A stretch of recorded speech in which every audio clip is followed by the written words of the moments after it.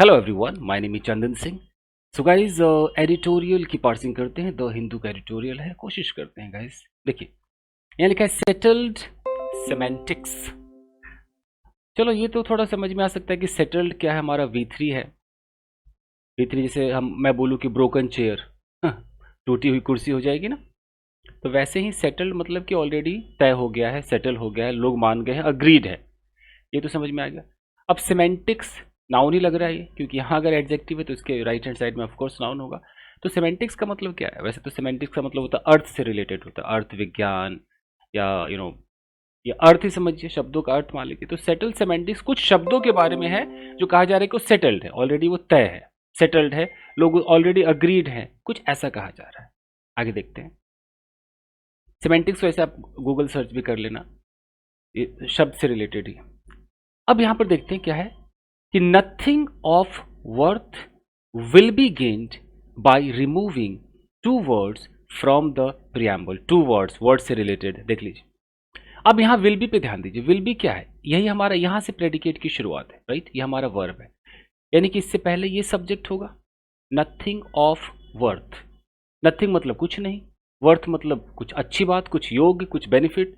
तो nothing of worth, worth का कुछ भी नहीं मतलब फायदा कुछ भी नहीं। तो नथिंग ऑफ वर्थ, कोई फायदा नहीं। विल बी गेन्ड मतलब जीरो गेन किया जाएगा। नथिंग विल बी गेन्ड समझ लो। नथिंग ऑफ वर्थ का मतलब है कुछ नहीं मिलेगा भाई। Nothing of worth will be gained, कुछ भी गेन नहीं होगा, कोई बेनिफिट नहीं होगा। क्या करके? बाई एक ऐसा प्रपोजिशन है या कोई भी प्रपोजिशन है जो अपने साथ वर्ब में आईएनजी लेता है, जेरेंड लेता है, लेकिन बाई जब लेता है इसका मतलब होता है ये करके। बाई टीचिंग, पढ़ा करके। तो बाई रिमूविंग, रिमूव करके। देख रहे हो? तो रिमूव करके कोई फायदा नहीं होगा, कह रहा है ना। Nothing of worth will be gained, कुछ भी गेन नहीं किया जाएगा। क्या करके? बाय रिमूविंग, रिमूव करके। क्या रिमूव करके? तो यहां पर टू वर्ड्स, इस रिमूव का, ये बाय हमारा प्रेपोजिशन, ये रिमूविंग क्या है यहां पर? जेरंड है। लेकिन जेरंड अंदर से तो वर्ब ही है ना, ये वर्ब अपना ऑब्जेक्ट तो लेगा अगर होगा, तो ये टू वर्ड्स के ऑब्जेक्ट से, ये जो टू वर्ड्स जो इतना जो आप देख रहे हो ना, ये इसका ऑब्जेक्ट पार्ट। यानी कि दो शब्दों को रिमूव करके कोई फायदा नहीं मिलेगा। कहां से रिमूव करना है? प्रपोजिशनल फ्रेज, फिर से आ गया, फ्रॉम द प्रियम्बल, प्रस्तावना में से। प्रियम्बल होता है ना, जो हमारा संविधान है उसका प्रियम्बल जो होगा, उसमें से अगर दो शब्दों को हटा दे कोई फायदा नहीं पहुंचेगा। क्लियर एकदम पार्सिंग? आगे बढ़िए।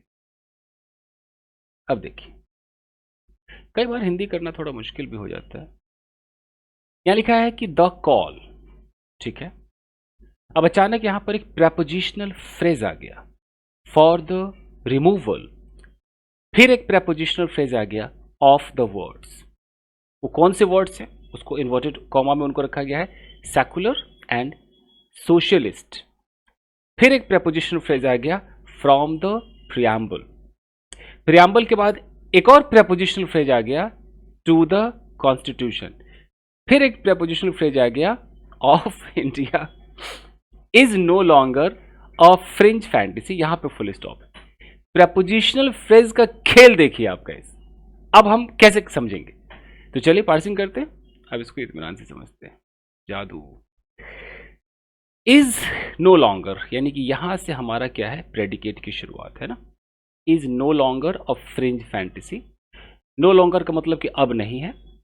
फ्रिंज फैंटेसी का मतलब होता है, फैंटेसी मतलब ख्वाब आपका, आप जो चाहते हो, आपके सपने, लेकिन ऐसे सपने जो पूरे नहीं होंगे, काल्पनिक चीजें। फैंटेसी मतलब बहुत ही काल्पनिक ख्वाब जो होते हैं। तो फ्रिंज का मतलब कि एकदम बेकार सा, खराब, मतलब वैसे तो फ्रिंज का मतलब होता है किनारा, बट फ्रिंज फैंटेसी का मतलब होता है कि ऐसा, आपने कुछ ऐसी बातें सोच ली है जिसको उतना मतलब इग्नोर किया जाता है, यार ये थोड़ी पूरा होगा, ये नहीं हो सकता। उसको फ्रिंज फैंटेसी कहते हैं कि भैया तुम अपने फ्रिंज फैंटेसी से बाहर आओ, ये नहीं, ये संभव नहीं है, ये हो नहीं सकता। वो होता है फ्रिंज फैंटेसी। अब कह रहा है कि वो फ्रिंज फैंटेसी नहीं है। क्या नहीं है? अब पूरा का पूरा पढ़ते हैं। द कॉल, ये जो कॉल आप देख रहे हो ना, कॉल का मतलब होता है मांग, डिमांड। ये कॉल है, क्योंकि यहां पर द लगा है तो ऑफकोर्स ये नाउन है। तो ये मेरा सब्जेक्ट है। बहुत पार्सिंग सीख रहे हो ना आप, इत्मीनान से देखो, ये सब्जेक्ट है। इस सब्जेक्ट का प्रेडिकेट किधर? अभी क्या बोला मैंने? Is no longer. तो मेरा सेंटेंस तो बस इतना सही है ना। The call is no longer a fringe fantasy. ये रहा ये सब्जेक्ट, द कॉल, ये is no longer a fringe fantasy. बीच में क्या है, प्रेपोजिशनल फ्रेजों की बाढ़ आई हुई है, ये सेंटेंस को बड़ा बना रहे हैं। तोड़कर देखते हैं। कॉल मतलब डिमांड, डिमांड जो है भैया, अब वो बात नहीं कि डिमांड अब एकदम बहुत मुश्किल काम था, फ्रिंज फैंटेसी था कि पूरा नहीं होगा, अब डिमांड पूरा होगा, ये कह रहा है। किसका demand, for the removal, remove करने की जो डिमांड आ रही है, हटाओ इसको, ये रिमूव करने का जो डिमांड है। क्या रिमूव करना है, ऑफ द वर्ड्स, शब्दों को रिमूव करना। कौन से शब्द, सेकुलर एंड सोशलिस्ट, ये दो शब्द हैं, इनको रिमूव करना है। कहां से रिमूव करना है, फ्रॉम द प्रियम्बल, प्रस्तावना से रिमूव करना है। प्रियम्बल, किसका प्रियम्बल, प्रियम्बल के साथ ऑफ नहीं आता, टू आता है, टू द कॉन्स्टिट्यूशन, जो कॉन्स्टिट्यूशन का प्रियम्बल है उसमें से रिमूव करना है। क्या रिमूव करना है, दो वर्ड्स रिमूव करना है। कौन से दो वर्ड्स है, सेकुलर और सोशलिस्ट, इनको रिमूव करना है। तो इनके रिमूव करने की जो मांग है, जो कॉल है, is no longer a fringe fantasy. अब वो बहुत दूर की और बहुत ही काल्पनिक, जो पूरा ना हो वैसा नहीं है, अब मांग पूरा हो सकता है, ये बात कही जा रही। Got the point. चलिए अब आगे बढ़िए, यही है पार्सिंग का मजा।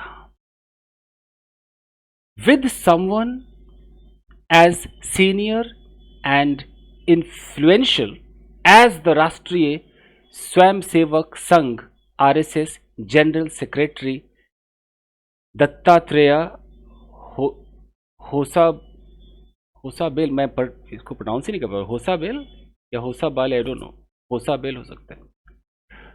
Making a public statement in support of the idea comma, ये देख रहे हो गाइस, अखबार का ये बहुत ही खतरनाक स्ट्रक्चर मैं इसको समझता हूं। ये लोग क्या करते हैं, विद से शुरू करते हैं। आप इस स्टाइल पकड़ लोगे ना तो पार्सिंग आ जाएगी। ऐसे विद से शुरू करेंगे, विद ब्ला ब्ला ब्ला ब्ला ब्ला ब्ला, कभी इसमें आईएनजी लगा देंगे, देखो ये प्रेजेंट पार्टिसिपल है, बट ये सेंटेंस नहीं है, फ्रेज है, ये प्रेपोजिशनल फ्रेज है, ये इतना खतरनाक है, देखो कितना बड़ा है ये। और उसके बाद यहां पे कॉमा आएगा, और कॉमा के बाद फिर इसका रिजल्ट दिखाया जाएगा। कॉमा के बाद पूरा सेंटेंस होगा, पूरा एक सब्जेक्ट के साथ होगा कि it has now acquired a new urgency and prominence in national politics, ये फुल स्टॉप। देख लो, विद के साथ जब कहानी शुरू होगी, चलेगा चलेगा चलेगा चलेगा, कॉमा, और कॉमा के बाद फिर एक सब्जेक्ट आएगा, और सब्जेक्ट से फिर पूरा वो अपना पूरा प्रेडिकेट तक जाकर स्टॉप होगा। तो उस फ्रेज से लेके इस सेंटेंस के अंत तक हमें पूरा समझना है कि क्या कह रहा है। तो कहता है विद का मतलब इस चीज के साथ, कि ये हो गया है तो इसके होने से अब ये भी हो गया है, ये बात है। विद समवन, एक आदमी की बात हो रही, समवन कोई, कौन है वो, एज अ सीनियर, एक सीनियर बंदा है, एंड इन्फ्लुएंशियल है, लोगों को इन्फ्लुएंस करता है, ठीक है। एज द राष्ट्रीय स्वयंसेवक संघ, किस पोस्ट पर है, तो एज होता है ना कि एज अ टीचर, तो एज पोस्ट को दिखा रहा है कि राष्ट्रीय स्वयंसेवक संघ जनरल सेक्रेटरी के तौर पर वो है। नाम क्या है, दत्तात्रेय होसाबेल या होसाबाले, मुझे नाम बिल्कुल कंफर्म नहीं हो रहा है, होसाबाले, दोनों ये। अब यहां पर अचानक ये लगा हुआ है मेकिंग अ पब्लिक स्टेटमेंट, ये आपका देख रहे प्रेजेंट पार्टिसिपल है, इसमें जोड़ दिया है कि वो जो पब्लिक स्टेटमेंट दे रहे हैं, एक एक्स्ट्रा इंफॉर्मेशन भी जोड़ दिया इसके अंदर, उस फ्रेज के अंदर, कि वो दत्तात्रेय जो पब्लिक स्टेटमेंट दे रहे हैं, ठीक है, दे रहे हैं इन सपोर्ट ऑफ द आइडिया, इस आइडिया के सपोर्ट में।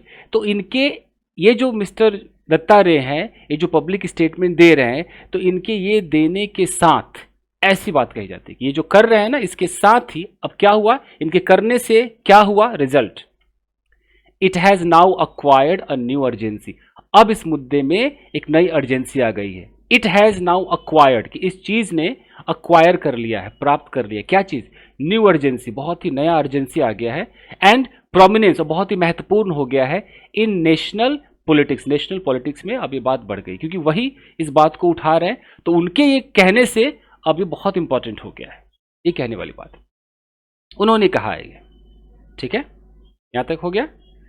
मतलब वो इस आइडिया के सपोर्ट में कि हटा दो ये दो शब्दों को रिमूव कर दो, तो वो इतने बड़े पोस्ट पर है, तो उनके ये बात कहने से ही अब अर्जेंसी आ गई है, अब इस मुद्दे ने मतलब वो तुल पकड़ लिया कि अब हटा दो भाई। तो कुछ समझ में आ रहा है मैं क्या कह रहा हूं, हिंदी करना मुश्किल है, बट स्टाइल आप समझ रहे हो ना, विद वाला कैसे चलेगा, कैसे कॉमा आएगा, ये समझो आप। आगे देखो, the words secular and socialist were introduced, past indefinite का पैसिव है। ये जो शब्द हैं, शब्द सेकुलर और सोशलिस्ट जो शब्द हैं, वर इंट्रोड्यूस्ड, इन्हें इंट्रोड्यूस किया गया था थ्रू द 42nd अमेंडमेंट, 42वां जो संशोधन हुआ था, किसमें? To the constitution. ऑफ नहीं लगाते यहां पर, वो फिक्स्ड है, टू लगेगा। तो 42वां जो संशोधन हुआ था कॉन्स्टिट्यूशन में, ठीक है। तो ये जो दो वर्ड्स हैं ये इंट्रोड्यूस तभी हुए थे, पहले नहीं थी। 42वें संशोधन में इन दो शब्दों को रखा गया था। यहां तक क्लियर है? Comma, during the emergency, emergency के दौरान, जब इमरजेंसी लगी थी देश में, under prime minister Indira Gandhi in 1976। ये सब प्रेपोजिशनल फ्रेजेज है। प्राइम मिनिस्टर इंदिरा गांधी के अंडर में ये हुआ था जब इमरजेंसी लगा था, तो उन्होंने ही, उनके अंडर में ही इसमें संशोधन किए गए थे। ये दो वर्ड्स डाले गए थे, सेकुलर डालो, सोशलिस्ट डालो, ये डाले गए थे। ये सब कब हुआ था? इन 1976। क्लियर? अब आगे देखें। And the Janata party government, comma, which includes RSS affiliated leaders, comma, that replaced Indira Gandhi and reversed a lot of the changes made in the constitution during the emergency, let these words stay. And से शुरू है, यहां पे खत्म है। देख रहे हो? आपको लगता है कि एक नॉर्मल बंदा समझ पाएगा? बहुत मुश्किल है। कोशिश करते, तोड़ते। द जनता पार्टी गवर्नमेंट, ये हमारा एक सब्जेक्ट हो गया, द जनता पार्टी गवर्नमेंट। अचानक यहाँ पे विच आ गया, तो ऑफकोर्स विच हमारा एक रिलेटिव प्रोनाउन है, तो ये क्या बनाएगा? एक क्लॉज बनाएगा। वो क्लॉज क्या कहलाएगा? वो एडजेक्टिव क्लॉज कहलाएगा। एडजेक्टिव क्यों कहलाएगा? क्योंकि ये कुछ ना कुछ तो डिटेल बताएगा, कुछ ना कुछ तो इन्फॉर्मेशन शेयर करेगा, कुछ ना कुछ तो डिस्क्रिप्शन देगा, इसलिए एडजेक्टिव है। ठीक है जी। जनता पार्टी गवर्नमेंट विच इंक्लूडेड, जिसमें शामिल थे, जिसने उस गवर्नमेंट ने इंक्लूड किया किसको? आरएसएस एफिलिएटेड लीडर, जो आरएसएस से जुड़े हुए लीडर्स थे। यहां तक क्लियर हो गया? ठीक है। दैट रिप्लेस्ड, अब ये दैट क्या है? ये भी एक रिलेटिव प्रोनाउन है।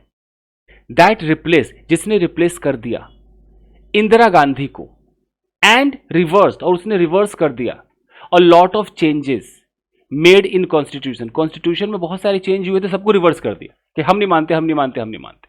जब इंदिरा गांधी हटी तो कॉन्स्टिट्यूशन में परिवर्तन कर दी, रिवर्स कर दी। ठीक है। ड्यूरिंग द इमरजेंसी, इमरजेंसी के दौरान। ठीक है। लेट दिज वर्ड्स स्टे, मुझे बताओ कि ये जो लेट है इसका वर्ब क्या है? इसका सब्जेक्ट कौन है? सॉरी, ये तो खुद ही वर्ब है, इसका सब्जेक्ट कौन है? ये जो लेट आपको दिखाई दे रहा है, इस लेट का सब्जेक्ट कौन है? ये है जनता पार्टी गवर्नमेंट। अभी मैंने कहा ना, ये सब्जेक्ट है, बाकी सब इंफॉर्मेशन है एक्स्ट्रा। इस सब्जेक्ट का यहां पे प्रेडिकेट है, कितनी दूर प्रेडिकेट है, सब्जेक्ट है उधर, प्रेडिकेट इधर, लेट है, और बीच में क्या है? विच से दुनिया भर के आइटम, दो दो रिलेटिव प्रोनाउंस डाल के दो दो क्लॉजेस बनाए हुए, इसलिए समझ में नहीं आता है। तो ये जो जनता पार्टी गवर्नमेंट है, लेट दीज वर्ड्स स्टे, उन्होंने इन शब्दों को रहने दिया, बाकी सब रिवर्स किया। ये हटा दो, हम ये नहीं मानेंगे, ये नहीं मानेंगे, मैं इन शब्दों को रहने दो। क्या ही यार, सेकुलर है, क्या था दूसरा वर्ड, क्या था? सोशलिस्ट है, रहने दो भाई। ठीक है, चलो। अब सोशलिस्ट ही था ना, दूसरा वर्ड कौन सा था देख लेते हैं। सेकुलर था, सो हाँ ये थे। अब आगे देखते हैं गाइस, पार्सिंग को समझिए। मेरा काम आपको अखबार पढ़ाना नहीं, मेरा काम है सेंटेंस तोड़ना। मैं बार बार यही कहता हूँ, अखबार तो दुनिया भर की चैनल है। देखिए, these concepts were so central to the constitution of the new republic. पहले यहीं तक देखते हैं। स्टेट ऑफ बीइंग कह रहे हैं दीज कॉन्सेप्ट, ये जो सेकुलर और सोशलिस्ट का जो कॉन्सेप्ट था, वर सो सेंट्रल, बिल्कुल सेंट्रल था, एकदम बिल्कुल बीच में था, to the constitution of the new republic, जो नया रिपब्लिक बना, नया जो गणतंत्र, जो राज्य बना, अंग्रेज लोग चले गए, जो नया बना, उसमें उसके कॉन्स्टिट्यूशन में ये कॉन्सेप्ट तो थे, लिखे नहीं थे बट कॉन्सेप्ट तो थे, सेकुलर सोशलिस्ट ये कॉन्सेप्ट थे। फिर दैट क्या है? So central to the constitution of the new republic that its, अब मुझे खाली इतना बताना कि दैट यहां पर क्या है। मैं पूरा पढ़ देता हूं। That its original authors did not think it was even necessary to use these words in the preamble. मुझे बस जानना है कि इस दैट को आप लोग क्या मानते होंगे। क्या ये नाउन क्लॉज का दैट है, क्या ये एडजेक्टिव क्लॉज का दैट है, क्या दैट है ये, सोचिए ना।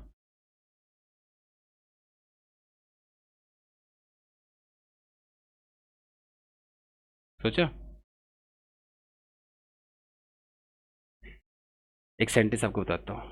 अगर मैं ऐसे बोलूं, you are so beautiful that anyone can marry you. अब बात समझ में आ रही? You are so beautiful, so that anyone can marry you, so that. ये वो सो दैट ताकि वाला सो दैट नहीं है, ये सो फलाना that, so beautiful that, so talented that, ये वाला है। ये भी क्लॉज है। आप एडवर्ब क्लॉज पढ़ना, आपको दिखाई देगा, ये भी क्लॉज है। यहां पर देखो, सो दिखाई दे रहा है। This concept was so central to the constitution, इतना सेंट्रल था कॉन्स्टिट्यूशन में भैया, नए रिपब्लिक में, नए देश में, नया गणतंत्र में, दैट कि its original author did not think, जो जिन्होंने ये संविधान लिखा उन्होंने सोचा ही नहीं, did not think it was even necessary, कि इतना ये नेसेसरी होगा to use these words in the preamble, कि प्रियम्बल में इन शब्दों को यूज करना इतना इंपॉर्टेंट होगा, सोचा ही नहीं, क्योंकि तो ओबियस सी बात थी। अब समझ में आ रहा? सेंटेंस को समझिए। चलिए आगे देखते हैं। अब है when a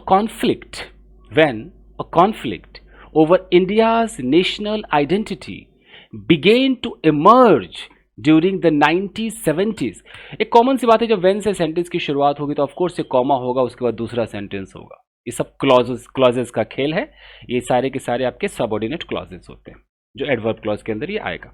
तो when a conflict, जब कॉन्फ्लिक्ट, विवाद, over India's national identity, India के नेशनल आइडेंटिटी, पहचान के ऊपर जो विवाद होने लगे, बिगेन टू इमर्ज, बिगेन शुरू हो गया, इमर्ज होना, उठना शुरू हो गया। कब? ड्यूरिंग द 1970s, 1970 के टाइम में ऐसा जब शुरू हो गया, तब इंदिरा गांधी थॉट, इंदिरा गांधी ने सोचा, इट वुड बी एप्रोप्रिएट, देखो वुड लगा है, विल नहीं लगा है, पास्ट कर दिया तो वुड हो गया, इट वुड बी एप्रोप्रिएट, ये उचित होगा, एंड ऑल्सो पॉलिटिकली रिवार्डिंग, और रिवार्डिंग मतलब बेनिफिशियल, पॉलिटिकली राजनीतिक तौर पे ये फायदेमंद भी होगा। क्या करना? Infinitive, to make these amendments, कि इस अमेंडमेंट को करना फायदेमंद होगा। देख रहे हो? तब उन्होंने ये अमेंडमेंट किया था, ये दो शब्द डाल दिए थे।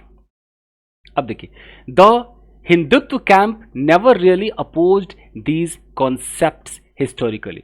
जो हिंदुत्व कैंप का मतलब जो हिंदुत्व को सपोर्ट करते थे, उन्होंने नेवर रियली अपोज, वाकई उन्होंने अपोज नहीं किया, इसके खिलाफ नहीं गए कि आपने क्यों डाला ये सेकुलरिज्म और ये सब क्यों डाला, सेकुलर वर्ड नहीं बोला। दिस कॉन्सेप्ट हिस्टोरिकली, ऐतिहासिक रूप से कुछ भी नहीं कहा। Gandhian socialism was a part of the core tenets of the जन सिंह। अब यहां देखिए, गांधीयन सोशलिज्म मतलब जो गांधी के जो समाजवाद को मानते थे, वह तो जो गांधीयन सोशलिज्म था, ये एक शब्द है, ये आपका सब्जेक्ट हो गया। देखो, गांधीयन सोशलिज्म, गांधी का समाजवाद, वॉज, ये आपका लिंकिंग वर्ब हो गया, was a part of the core tenets. Core tenets का मतलब होता है मेन, जो आप आपका जो सिद्धांत होता है, मेन सिद्धांत जो आप भरोसा करते हो, तो मेन जो भरोसा करते थे, तो ये जो गांधीयन सोशलिज्म था, ये उनके कोर टेनेट्स का हिस्सा था। किसका कोर टेनेट्स, किसका मेन सिद्धांत? ऑफ द जन सिंह, जन सिंह का मेन, सॉरी जन संघ है, जन सिंह कह रहा हूं। जन संघ का जो सिद्धांत था, उस सिद्धांत में सबसे जो कोर, सबसे बड़ा जो सिद्धांत था, क्या था? Gandhian socialism. टेनेट्स का मतलब होता है आपका सिद्धांत, आप जिस पे बिलीव करते हो। कोर का मतलब मेन, तो Gandhian socialism was a part, वो हिस्सा था, of the core tenets, main सिद्धांत का वो हिस्सा था। किसका? ऑफ द जनसंघ, जनसंघ के मेन प्रिंसिपल का हिस्सा था। कॉमा, द अर्लियर अवतार of the Bharatiya Janata party, BJP. अब यहां कॉमा करके ये जो बात लिखी गई है ना दोस्तों, इसे हम अपोजिशन कहते हैं। एक्स्ट्रा इंफॉर्मेशन दे रहा है, ये जो जनसंघ है ना, ये कह रहा है कि जनसंघ ही जो है, इसका एक और नाम क्या है, जनसंघ के बारे में एक और इंफॉर्मेशन दे रहा है कि अर्लियर, पहले, पहला अर्लियर अवतार, पहला अवतार था भारतीय जनता पार्टी का, बीजेपी का ये पहला अवतार था, पहले वो जनसंघ था। ये बात कही जा रही, समझे? चलिए, तो गांधी के सोशलिज्म को मानते थे। अब देखिए, Hindutva proponents, Hindutva proponents, proponents मतलब सपोर्टर्स, तो हिंदुत्व को सपोर्ट करने वाले लोग एक्यूज्ड, पास्ट इंडेफिनिट, आरोप लगाया, देयर राइवल्स, अपने राइवल्स मतलब जो आपके क्या बोलते हैं उसको, प्रतिद्वंदी हिंदी में, जो आपके दुश्मन है, जो आपके अपोनेंट्स है, उस पर आरोप लगाया ऑफ फॉलोइंग सूडो सेकुलरिज्म। अच्छा, एक्यूज जब आता है तो उसमें ऑफ जरूर आता है, एक्यूज ऑफ, और ऑफ के बाद जेरन। तो जो हिंदुत्व को सपोर्ट करते थे उन्होंने एक्यूज किया, आरोप लगाया, किसको, अपने राइवल्स को, अपने प्रतिद्वंदियों को, किस बात का, कि वो फॉलो करते हैं सूडो सेकुलरिज्म, मतलब कि सेकुलरिज्म का दिखावा करते हैं, सही मायनों में सेकुलर नहीं है, सिर्फ वो सूडो सेकुलरिज्म दिखाते हैं।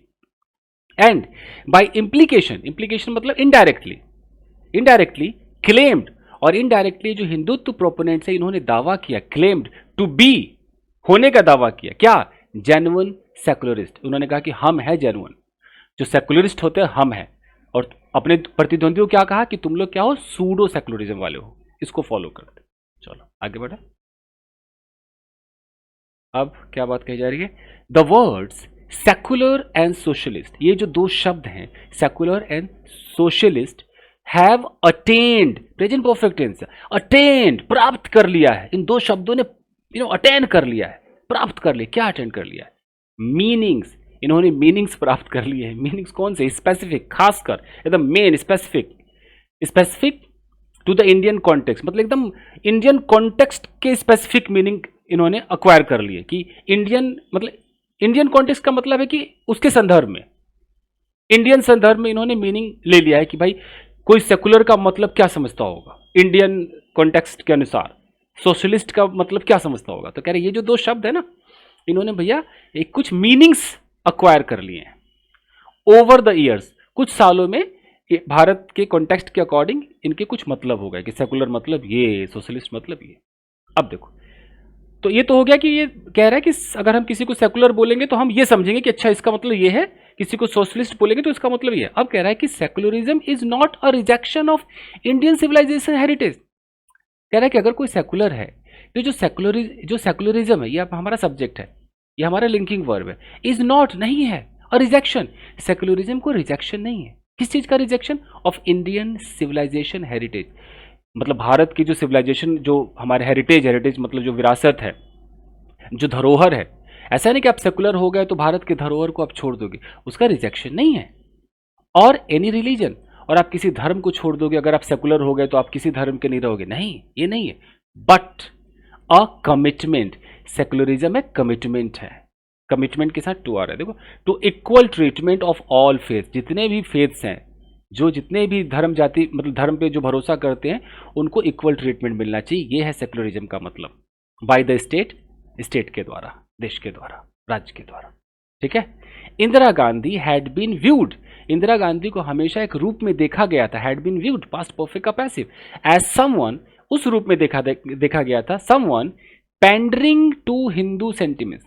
अब देखो, समवन के बाद यहाँ पैंडरिंग लिखा है, ये इसे बोलते प्रेजेंट पार्टिसिपल, यहां पर अचानक आईएनजी क्यों आ गया, someone pandering to Hindu sentiment, जो हिंदू सेंटिमेंट को बढ़ावा देती थी, उस रूप में देखा गया था, पैंडर मतलब बढ़ावा देना।